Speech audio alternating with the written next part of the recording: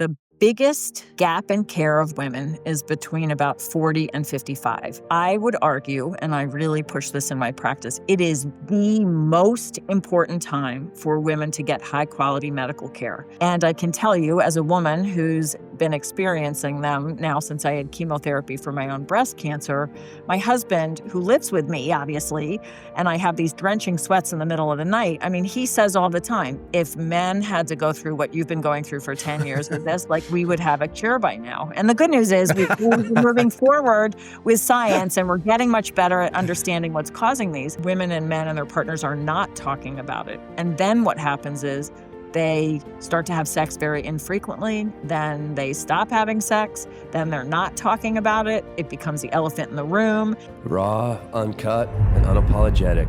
Welcome to Men Talking Mindfulness. Ever whispered to a buddy, "What's got into her today?" Well, it may be her hormones running the show.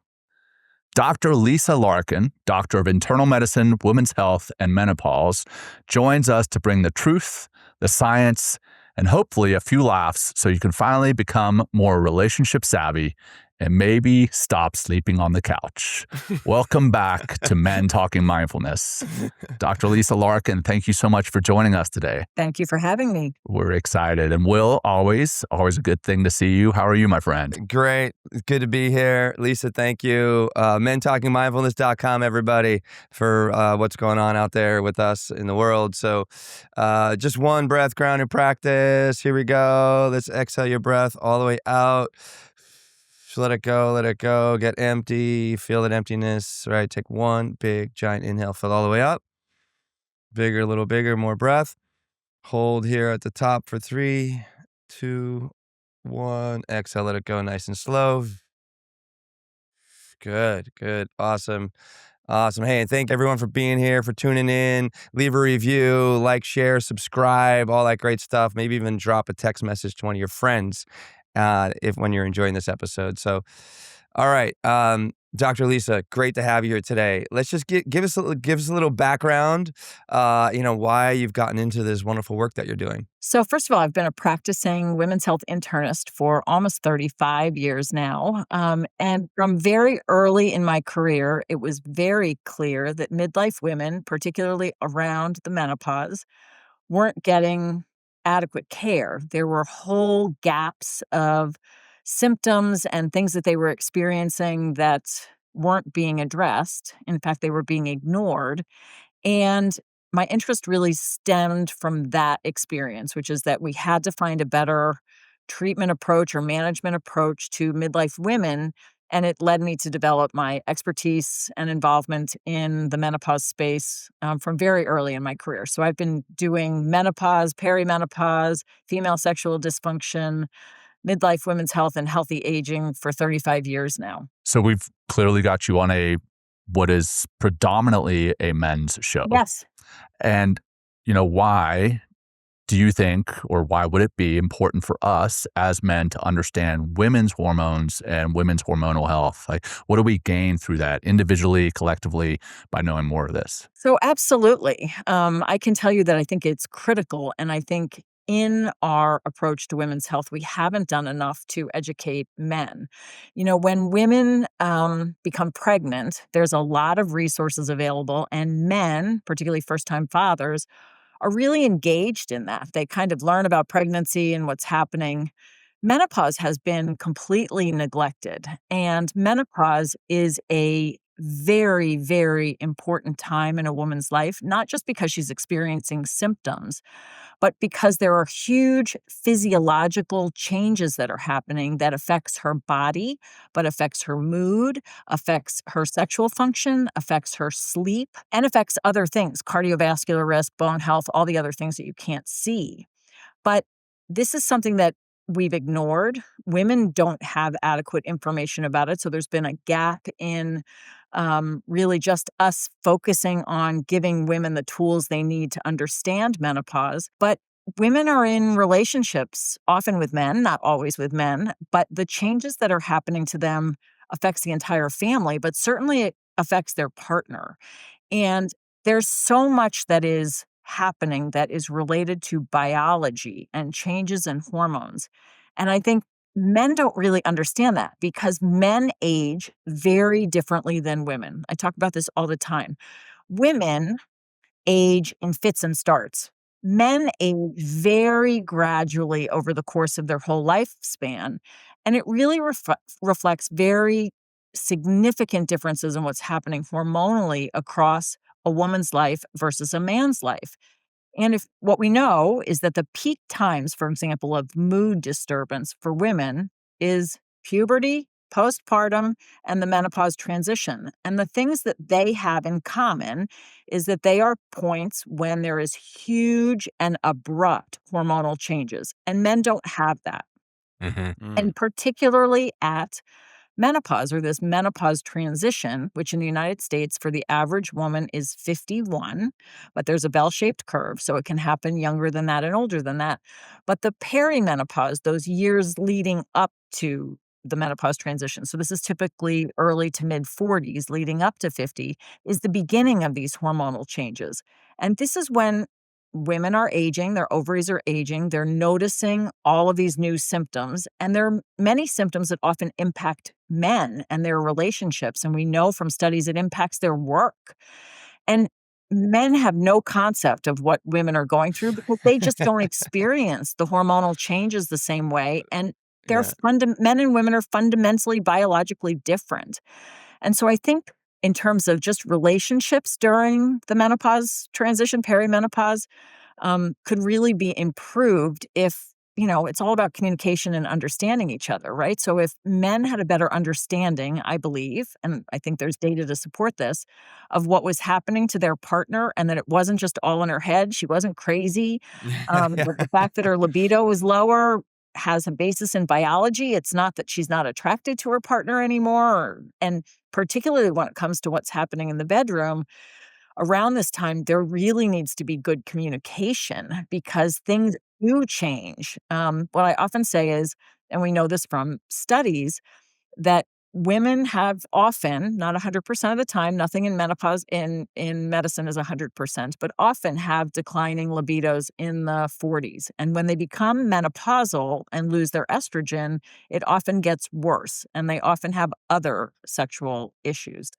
Men have very gradually declining hormone levels, and they typically will have very preserved libido still in their 40s and 50s. And this is a time where there's a big disconnect. And so there's often really relationship problems that sometimes have to do with this sexual disconnect. Sometimes it has to do with having difficult teenagers at home or being in a marriage that's just had problems for a long time and you're getting tired of it, right? Like there's all different reasons for what's happening, but there's definitely many times a real biologic component that men need to know about. Wow. There's so much to unpack there. No, Jon, go ahead. Yeah. So, I'm married. And my wife is 40. I won't say, but she's 40 something. I'm 48. Perimenopausal, right? I'll just say I'm 48 and she's significantly younger than I am. But what kind of things should I be looking out for? What kind of things should she be looking out for so that we both know what is happening? Well, first of all, and again, this is not a program that's focused on women, but the biggest gap in care of women is between about 40 and 55. And I would argue, and I really push this in my practice, it is the most important time for women to get high quality medical care and to really address and understand what's happening in the perimenopause and the menopause transition. Because what is happening between 40 and really 60 in terms of how a woman is transitioning through that, what her lifestyle habits are, how her health is being managed, sets that woman up for a good or, health span. Like not taking care of yourself between 40 and 60 has huge impact going forward. And I say this all the time. I've been practicing a long time, as I told you, and I have many patients who are in their late 80s now and in their early 90s. I have some patients with me who remember when I was pregnant with my daughter and she's now 32. So that tells you how long they've been with me, right? So I've aged along with my own patients. And what I can tell you is when I take care of my 85 85-year-old patients and my 90-year-old patients, and I adjust their blood pressure medicines, or we think about ways to reduce their risk of stroke or falls, the impact that I have is relatively small on what they're going to end up dying from or what they're going to how long they're going to live. But with an early 40 to 60-year-old woman, if I can really take good care of her and empower her with understanding this menopause transition and things that she needs to be doing to take care of herself, I can set her up for a much better and longer health span. So that's really Yeah. talking to the women. Now, Yeah. when I talk Keep to the going. men, Mhm. or you about, what's going on is understanding, first of all, that this is a time when hormone changes are happening and women notice this themselves often in many ways, which is change in their menstrual cycle. They can have change in bleeding patterns. Cycles can become shorter, they can become longer, they can miss them, right? So bleeding and menstrual cycles change. But the other thing that women often notice very quickly is they just don't feel like themselves anymore. They feel more fatigued. They do notice that their libido's down. They used to be great sleepers. Now they're not sleeping as well anymore. Often they feel a little anxious or they feel a little depressed or their migraines are worse. Like, there's all kinds of things that women come in complaining of, and they're subtle, and all of those things impact relationships, right? And if men have the perception or don't understand that there's really biology playing in here, that these are all things that, when all those things are happening, that woman should be talking to her doctor about those things, because this is what I do day in and day out to help her address her symptoms and set her up for a long health span. But from a man's perspective, if you understood, and let's just take libido as one, common thing that impacts relationships. If you men understood that that was really biology, change both in testosterone and estrogen levels, and that all of these hormonal swings that women were having during this period of time was real biology and didn't have to do with the fact that something was wrong in your relationship, or that, she was deliberately trying to ignore you or whatever. And having communication about that, because trying to maintain intimacy and a healthy sex life as women are transitioning through is really important. And it just takes really good communication and understanding. And I think, again, knowledge, and you tell me if I'm wrong, if you really knew that this was biology going on, doesn't that make it a little it's, Oh, yeah, how to for accept this sure. a little easier? Yeah. Yeah. Oh, absolutely. And you talked about for the women that if you were to address the symptoms earlier on. So if you're helping in their 80s, there's not a whole lot that you can do.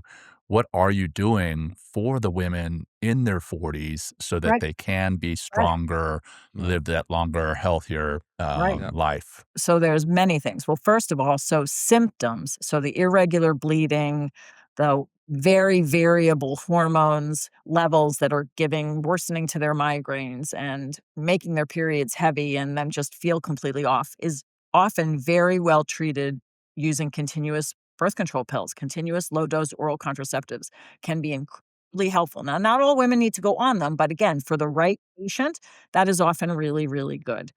So that's managing symptoms. But in terms of, and again, we can go lots into that's perimenopause management, about postmenopause or menopause transition management. But in terms of setting women up for a long and healthy life, one of the most important things, and this is something that I speak about and I'm really passionate about, and it's Breast Cancer Awareness Month in October, right? So this is what we're talking about today, but is helping a woman understand her individual risk of developing breast cancer. Because what we know, and the number that women know, is 12% lifetime risk. 1 in 8 women in their 40s are worried about getting breast cancer. Hopefully, they're getting their annual mammograms. But what is not well explained to women is that women have individual risks of developing breast cancer. And if I put 100 women in a room, every single one of them has a different risk based on family history, genetics, their breast density, their reproductive factors, how much alcohol they're drinking, what their diet is. And there are ways that we can help a woman understand her specific individual risk. So we can help her take steps to reduce her risk. And what we know is the terrible thing, I mean, we're doing a terrible job at this right now, is that we know that there are many women out there who are carrying genetic factors that put them at very high risk for developing breast cancer. We know that it's estimated that we've only identified about 10% of those women. We also know we put 100 women in a room, and I do this for community events where I have women, I put a group together. They give me the information in advance. I can calculate their individual risk assessment. Then I give a lecture about breast health and inform them of their risk. Um, 25% of women sitting in a room are at high risk and don't know that they're at high risk, right? And so the reason that's so important is because if you know you're at high risk, you can do something about it.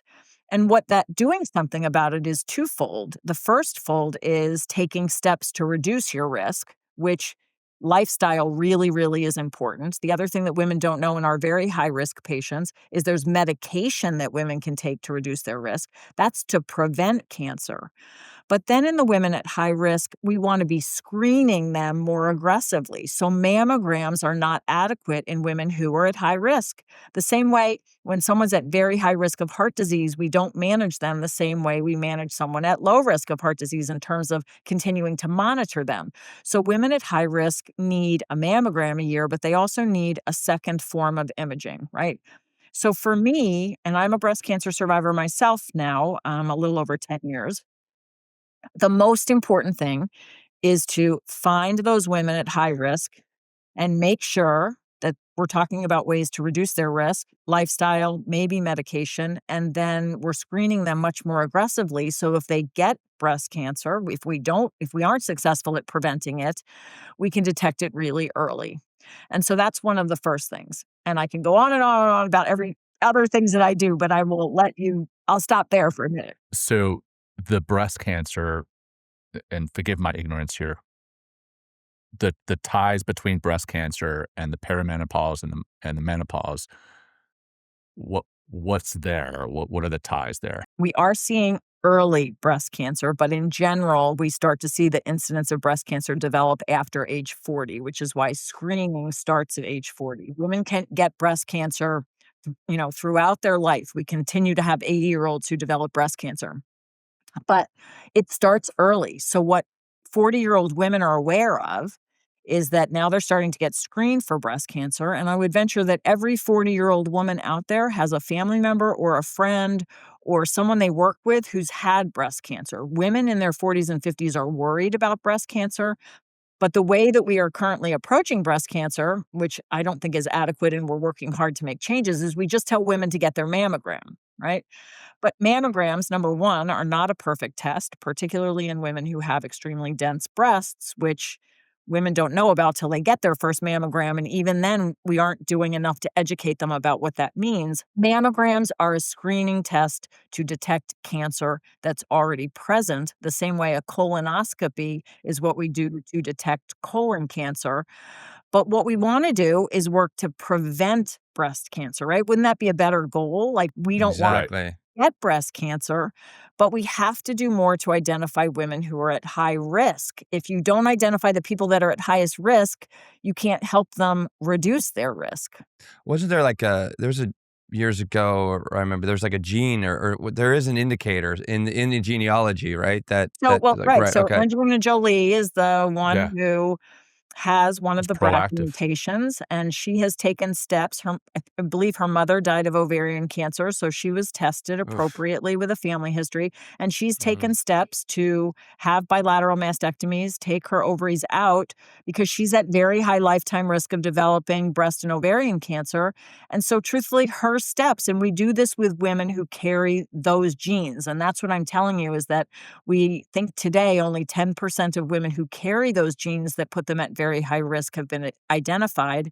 And there's been a big push now. In fact, I think it was just the Today Show was doing a big promotion one of the first days of October for Breast Cancer Awareness Month to raise awareness about the fact that genetic testing is available, that the price has come way down, and that we need to do more to get more women um, having genetic testing when they if they meet criteria. Well, I mean, I just got to talk more about the science, and I hope the men that are listening out there, everyone is interested in this. Like, why is it breast tissue and ovaries and I mean, even testicles, which are very similar to ovaries? Like, why is that?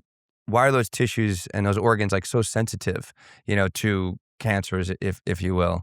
I'm just curious, That's a hard question to answer because certainly we don't only see cancers in hormone sensitive tissue. The breast is hormone sensitive tissue, right? It responds to estrogen. We see big changes in breast during pregnancy when estrogen levels and hormone changes happen. I don't breast cancer is complicated. Certainly hormones are not the whole story. Certainly know that environmental factors and lifestyle factors contribute. The patients that carry the gene mutations, there's something abnormal that genetically that is promoting the cancer, allows the cancer to develop. But yeah, it can't Yeah, really. I'm just curious. I have a degree in biology, and I'm just fascinated with physiology. And it's just like there's like why there's these. I mean, obviously there's many organs that are susceptible to cancer, but it's just like what we're talking about here. It's like, what about? So you mentioned earlier, I think it'd be very helpful for our audience about like communicating around this within a couple. So so what? I mean, 'cause, as you might know, or maybe you don't know, Dr. Lisa, I'm sure you do. It's like men like to fix problems and find solutions to things. You know what I mean? So we're always like kind of rushing in, with some sort of answer or whatever. So how do we communicate around this particular issue with it that might come up in the relationship because of these hormonal shifts that are affecting, Yeah, the I mean, relationship? Yeah.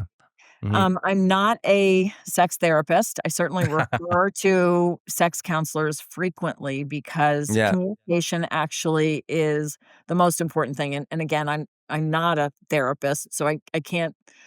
I don't really want to talk like I'm an expert here. But here's what I would tell you in my practice. What I see is that often women, I mean, they do come in often talking about declining libido. And the first and foremost thing I want to say is that it is hormonally related, but a lot of times there's other things that are going on that are contributing to the low libido, in addition to the fact that they're having hormonal changes. And it can be relationship issues that have been swept under the rug.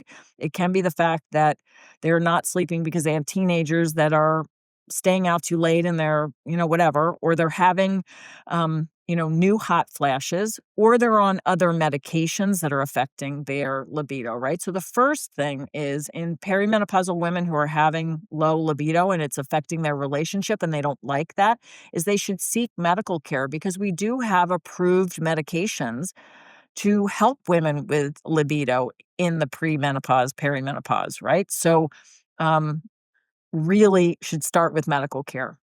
But after that, I think it goes back to making sure that the conversation in the bedroom remains open and that couples are talking about what's going on, right? Because and I think men understanding that the change in libido and even in change in sexual response and orgasm function and all of that. I don't know how much you want to get into all of that here, but things start to change and it does require open conversation. And sometimes in when women are transitioning, sex becomes painful as well. And so things really you need to have conversations about this.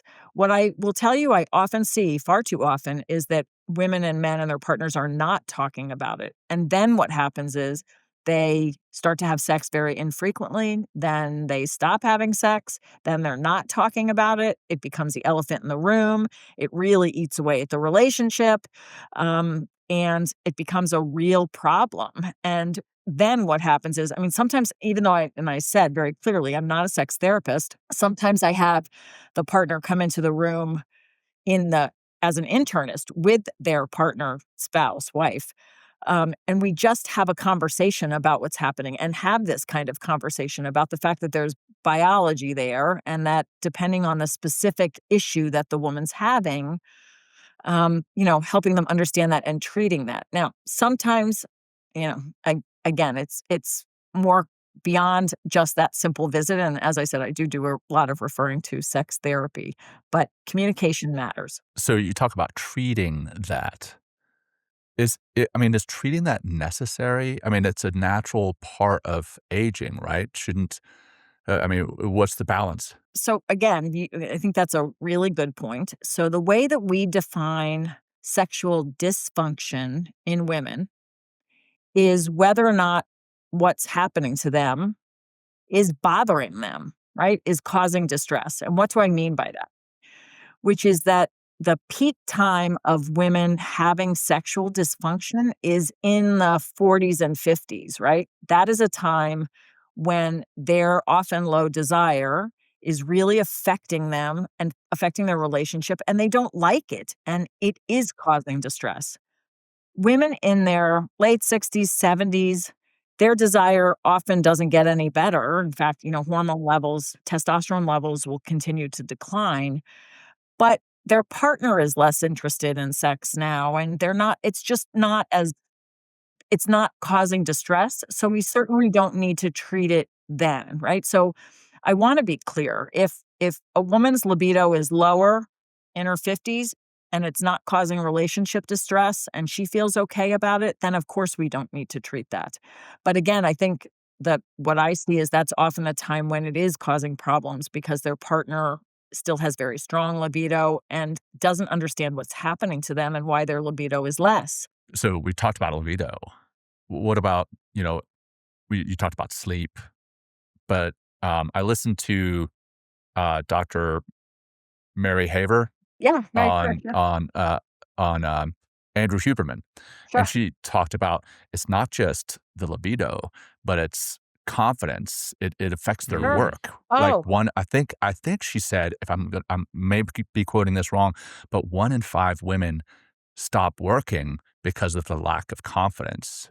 right. Well, so and I don't think it's just lack of confidence and your data know that there's a huge impact on work. I mean, women will often make job changes, feel like they need to work part-time, that they can't do their job as well. They're having brain fog. There's lots of reasons that women will start to feel like they need to make job changes. And what we're a lot of us in the world of menopause that we work are working with employers. In fact, I have two lectures coming up to employers because employers now are recognizing the economic impact of women leaving the workforce at midlife and they have to look at ways to support them better through the transition. So just like talking to men as partners, we're really talking to companies now to create more menopause friendly workplaces because yes, definitely what women notice at midlife and every midlife woman notices this is that where she is noticing fat suddenly changes. She's got belly fat for the first time. She's got arm fat for the same time. She's gained a little bit of weight because women gain weight through the menopause transition. And certainly, body image is part of sexual libido and being interested in sex and feeling confident in the bedroom for sure. And even that, like, I think men understanding that what's happening is physiologic, right? That women's bodies are changing, that there's really biology there. And I think we're all doing this, right? As you work very hard to exercise and eat right. And, if you're motivated on health, right?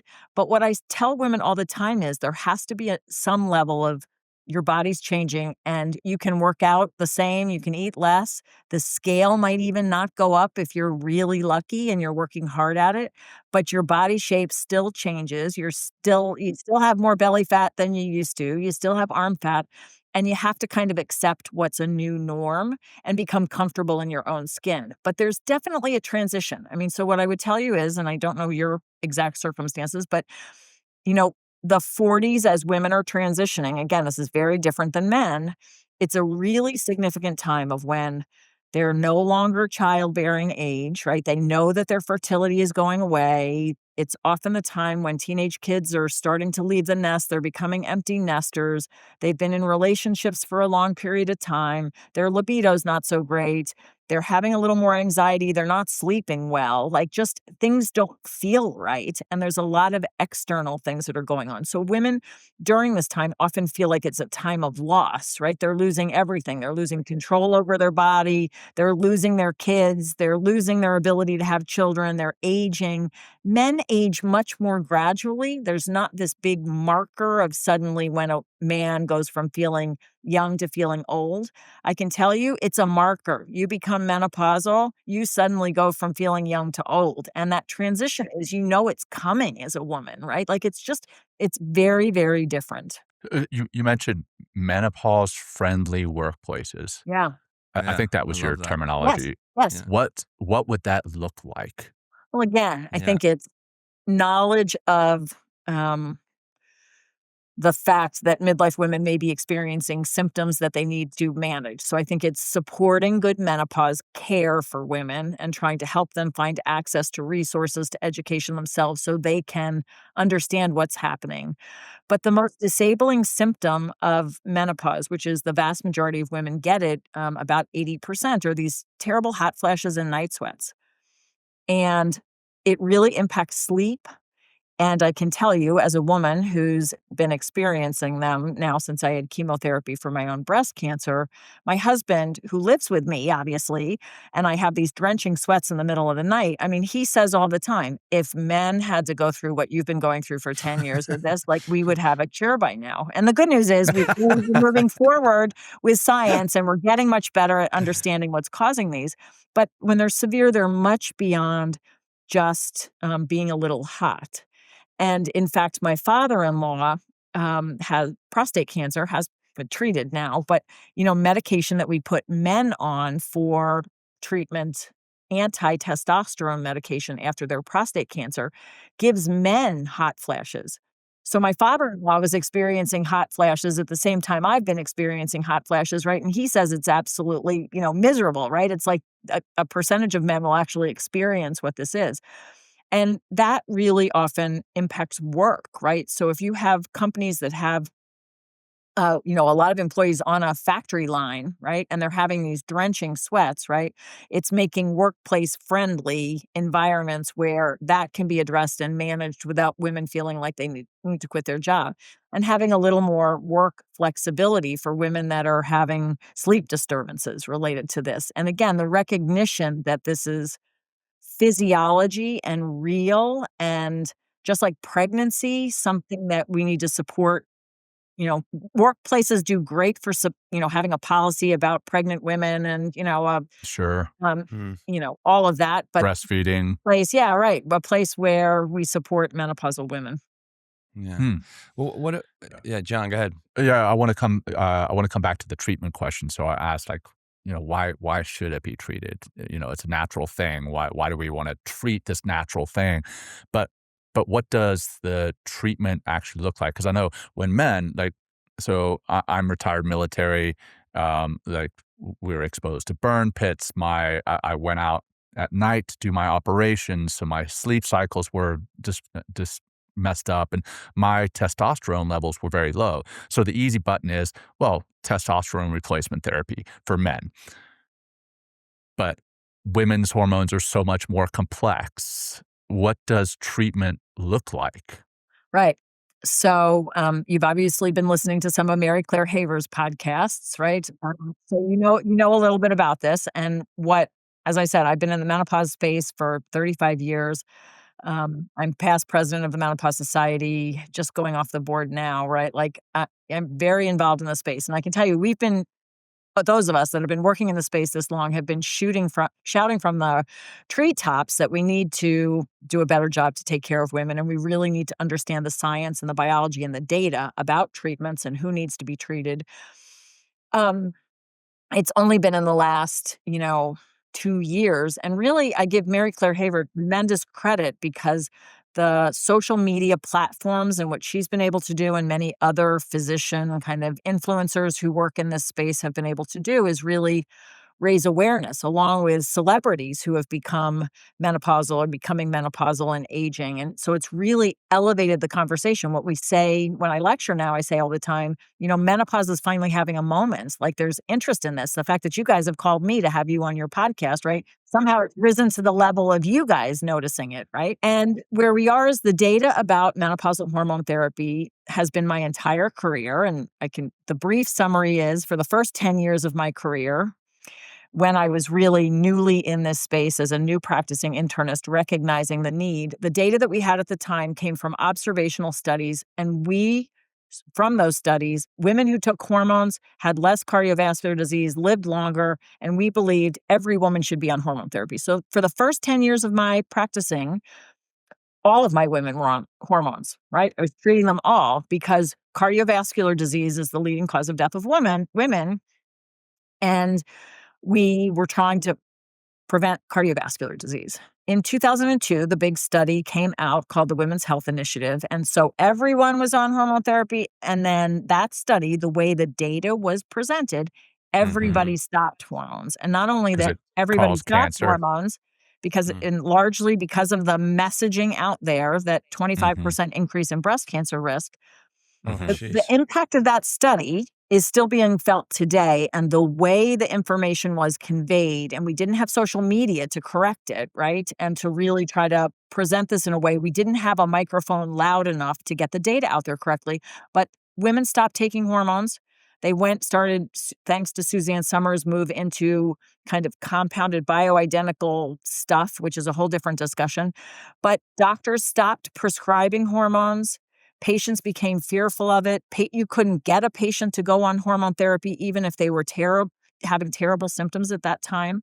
And really, over the 20 years since that study, because we really have come to understand the data, the pendulum moved back to the middle, where we really understand that this very big change in hormones, which men do not experience, right? So men don't have lots of hormones and go to zero testosterone ever, right? Never in their lifetime. It's very gradual. That change physiologically affects women. So we talked about all of the symptoms: sleep, hot flashes, low libido. But the cardiovascular risk increases dramatically. Women that are having bad hot flashes, there's something biologically different about them. They are at higher risk of developing cardiovascular disease. Bone loss rapidly accelerates through the menopause transition.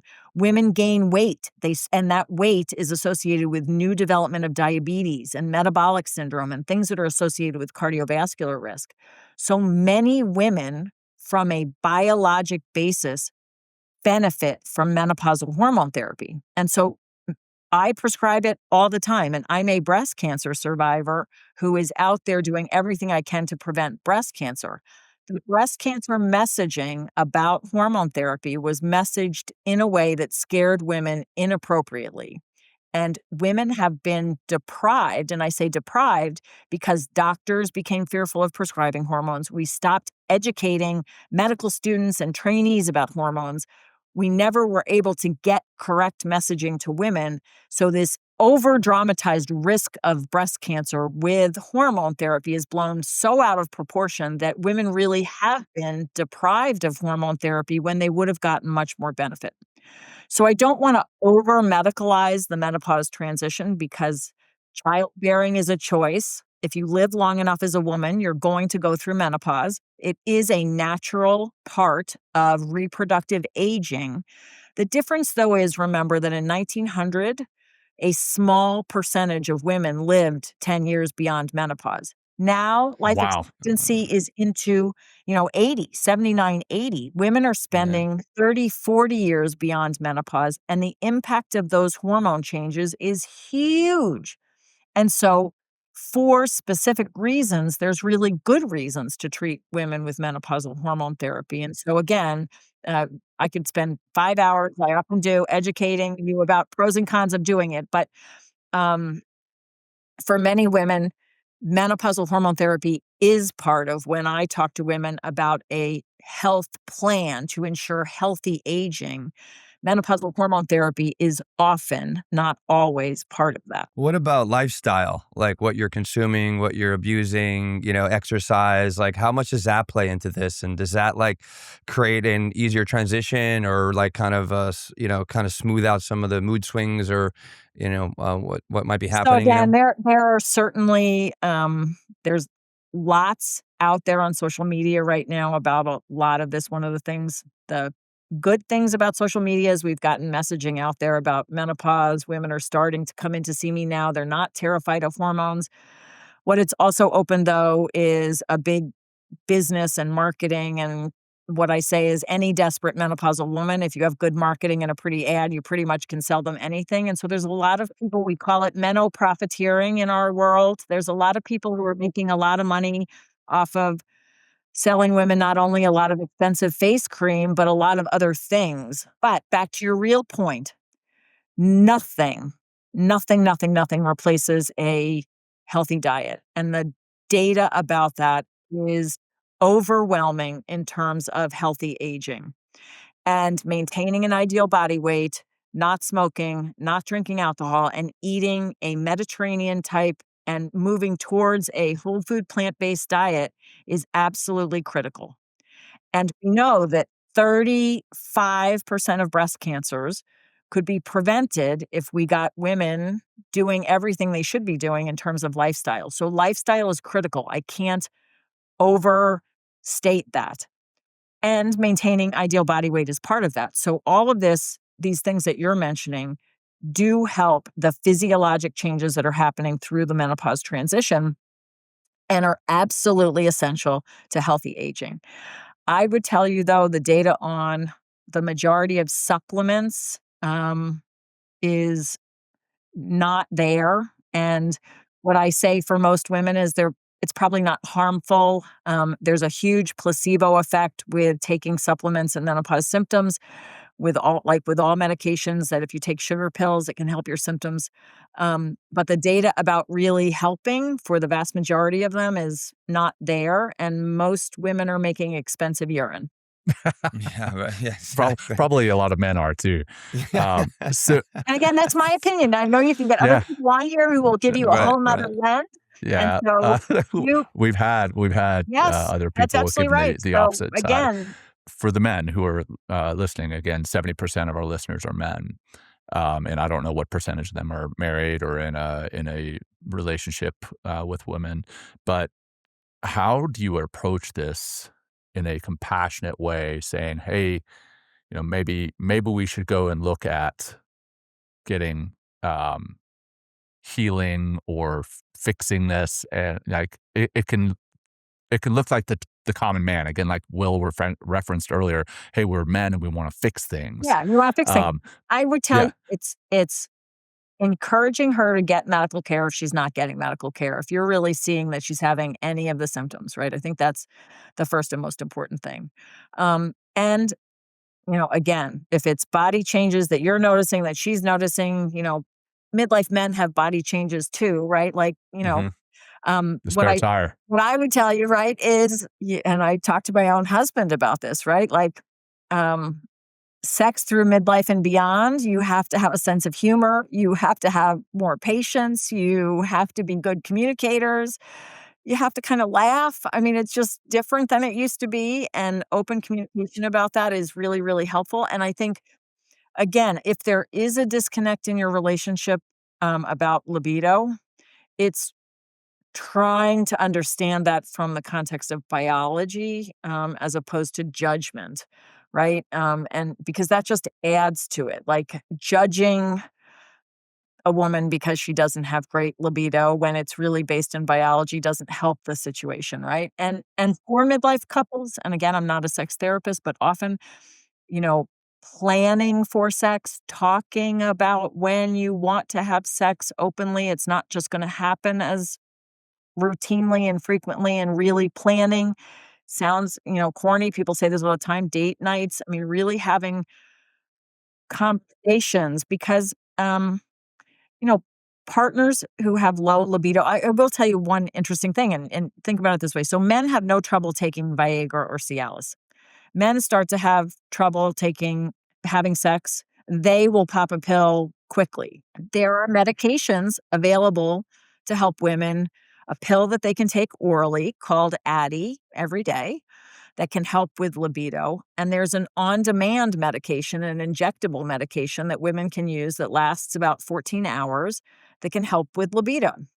When that particular medication was coming to market, I believed incorrectly, I will tell you, that that was going to be a blockbuster and really take off because, again, the pushback I had been getting from women about taking the pill daily is that they don't want to take a pill daily. Again, these are typically younger 40-year-old women with libido problems, and they don't like taking medicine yet, and they just don't want to do that. But I thought an injectable medication that lasted, like 14 hours, that they would be really up for that. I can tell you that I prescribe it relatively frequently.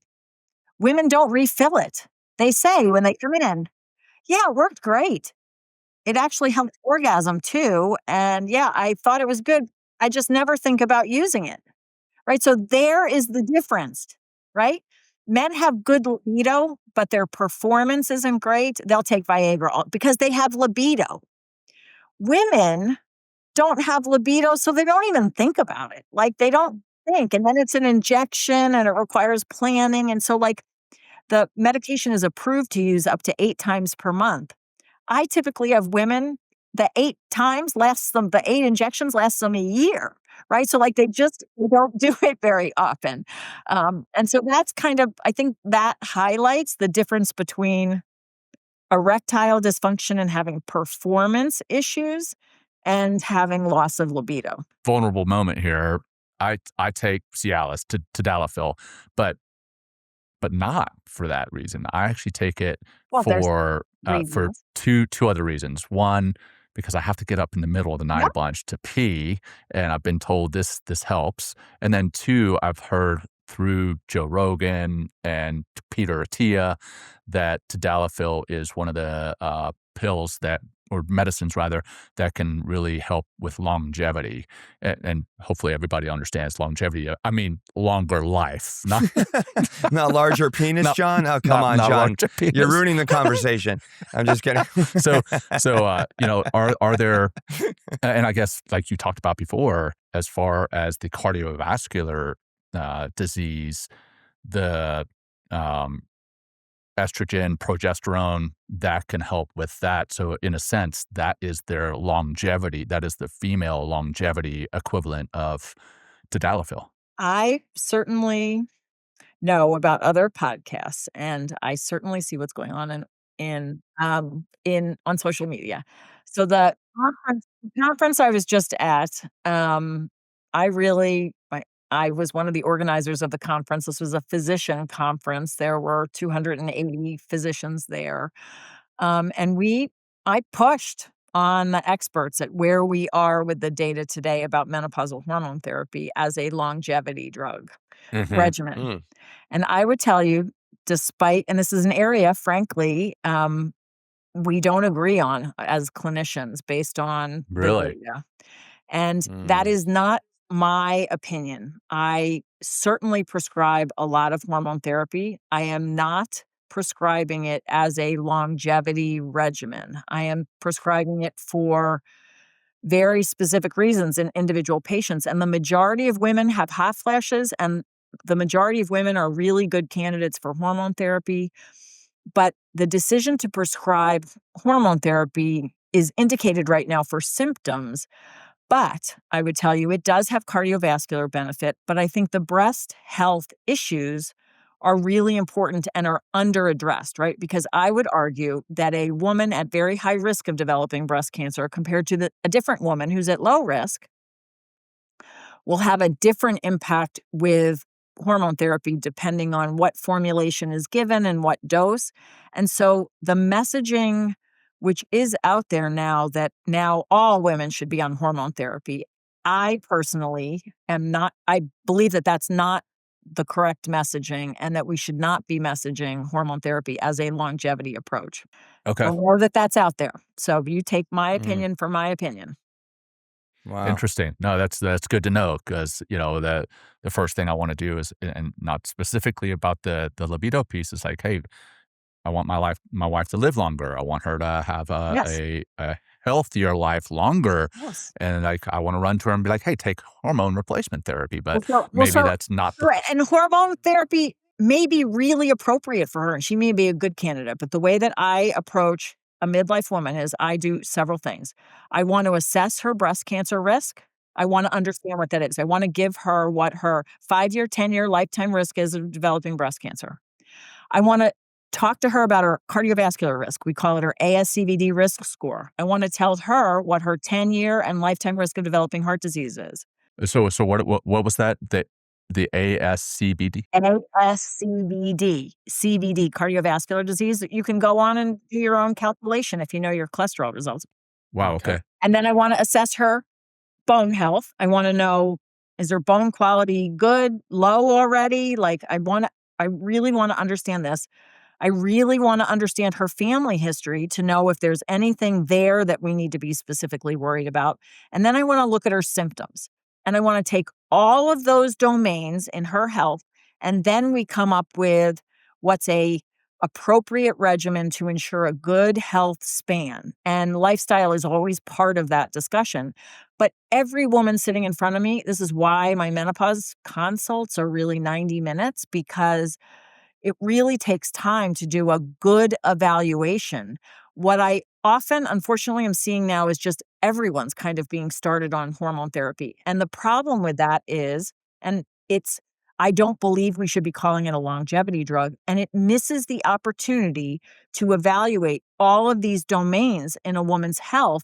So, like, she's still, you may be prescribing hormone therapy, she doesn't know what her breast cancer risk is. So, you have no real ability to talk to her about how hormone therapy might be impacting that risk of developing breast cancer. You have no ability to talk to her about lifestyle to reduce breast cancer risk or what her cardiovascular risk is, right? So I think I'm afraid that we've gone from everyone on hormones to no one on hormones to where we understand the data. And now we're going back to everyone on hormones with, and I think that harms women too, because we're missing opportunities to individualize and personalize care specific for that woman. Good to know. Okay, perfect. I think that right there is a very important message Yeah, for exactly. the men listening too, because if they listen to half the show, they might be like, "Oh, I'm just going to tell my wife to get on Well, so I HRTs." let me make one point about that, which is, in my community where I practice in Cincinnati, but certainly from the conference I was just at, which was physicians from all across the country. We are all seeing a lot of patients that are getting these hormone pellets put in their rear end every 3 months, right? And women are getting that because of low libido and because they've been told that, again, now menopausal hormone therapy is a longevity regimen and everyone should be doing it. The problem with those pellets of testosterone, and my consultative practice in Cincinnati, I spend a tremendous percentage of my time taking women off pellets, because they come to me after 2 to 3 years now having the side effects of the high dosing of the testosterone that they're getting. So the pellet dosing is too high for women. And I've seen crazy levels in my practice. So the way we think about it is men's testosterone level typically is between 300 and 900, women is under 50. And I've seen women come into my office after a pellet with levels of 1,200, right? Oh And my gosh! remember that we use Wow. testosterone in our transgender patients. So in trans Mhm. men, we're using testosterone. We are dosing their testosterone levels in the 400 to 600 range, and they're having masculinization that they want from the testosterone. So women, when they're getting these high dose pellets, come in with the first pellet. They feel so great, they run around telling a million of their friends to get a pellet. And by the 8th pellet, they're now having all the side effects, and they're spending a lot of money on it, and they wanna get off, and that's when they come to me. Yeah, and the dangers of that, I mean, you in men, like I get tested for this regularly, is my testosterone can cause my hematocrit levels to be high, which could cause that could cause stroke, throwing a clot. I mean, that's, and I'm assuming the dangers of that are in women as well. I mean, at 1,200, that's bodybuilder level. Yes, one of the things, I mean, and I've seen this several times too, is when men are taking testosterone from a lot of these testosterone clinics, um, they often don't tell their primary care doctor that they're getting testosterone. And I've had this twice happen in practice where a patient has had their annual blood work done, and all of a sudden their blood work is really, really abnormal, right? Their hematocrit is really, really high, and they're not getting appropriately managed, and their levels are too high too. In women, we know, and I don't know the data as well in men, but in women, there's a sweet spot for testosterone. And as women push the dose, their libido doesn't always get better. And in fact, over time, even with these high doses, women, we call it tachyphylax. The brain gets used to those higher doses of testosterone, and then they don't have the same benefit. And that's why women end up coming to see me. They're starting to have hair loss, their acne, voice change. They've now started to gain weight. They're spending money, and the testosterone pellets the high dose doesn't seem to be helping them as much anymore. And they also have genital changes that are often very bothersome to women, and don't want that. So again, the high dosing in women, I am 100% opposed to. And so I speak out very frequently about. No to pellets. Yeah. No to pellets. There we go. Wow. Well, anything that we're gonna close in a sec here. Anything that you feel or that our male listeners should from this conversation, like what would be the big takeaway, to them if you got a message for That them? women are not crazy during this time. That what men, their partners, if their partners are noticing is based in biology, and that it's real. Try to encourage your partner, your wife, your girlfriend, whatever, to make sure she's getting really good medical care. Um, Acknowledge that if she looks different, is gaining a little bit of weight, and her libido is a little lower, she's not sleeping as well. Again, it's not that she's crazy. These are hormonal changes. This is part of how women age. Women age differently than men, and it's kind of really working hard to keep that relationship together, particularly, again, at midlife when things are changing very quickly for women. And communication is so incredibly important during that time. Really understanding your partner, what they're going through. Wow, excellent. Absolutely excellent. I'm going to go back and listen to this 2 or 3, 4 or 5 times just for my own benefit. Lisa, thank you so much for this. This has been tremendous, and I know our listeners are going to get a lot out of this, both the men and the women. So, Will, you want to wrap it up? Yeah, no, I just want to say thank you. I mean, this is really great information. It's obviously the landscape is continually changing around this, and hopefully there's more like a cohesive, body of knowledge and a way forward in the next 5 or 10 years. And I know you're working so hard to make that happen. So thank you for putting the work in. That's all I got. Thank you. Yeah. Well, thank you, Dr. Larkin. We very much appreciate you, and it was a pleasure. Great conversation. And for our listeners, thank you for tuning in. And I know you got something out of this episode, so share it. Share it with your female friend. Share it with your male friend. Share it with everyone who you believe could get something out of this. And we appreciate your listening. And until next time, take care, everyone. Bye-bye. Thank you for joining us today. We hope you walk away with some new tools and insights to guide you on your life journey. New episodes are being published every week, so please join us again for some meaningful discussion. For more information, please check out mentalkingmindfulness.com.